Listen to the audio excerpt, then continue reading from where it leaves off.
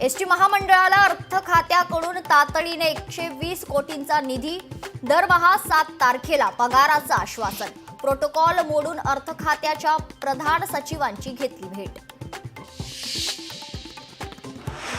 अर्थ खात्याचे अधिकारी परिवहन विभागाची फाईल अर्थमंत्र्यांपर्यंत खरं पोहोचू देत नाहीत. प्रताप सरनाईकांचा आरोप. एसटीसाठी 928 कोटी मागितले पण केवळ 272 कोटीच मिळाल्याची माहिती.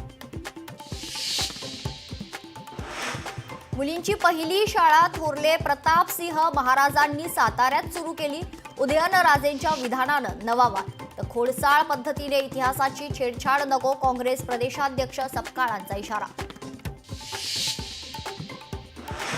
केंद्रीय गृहमंत्री अमित शहा 2 दिवसांच्या महाराष्ट्र दौऱ्यावर. अमित शहांचा आजचा मुक्काम पुण्यात.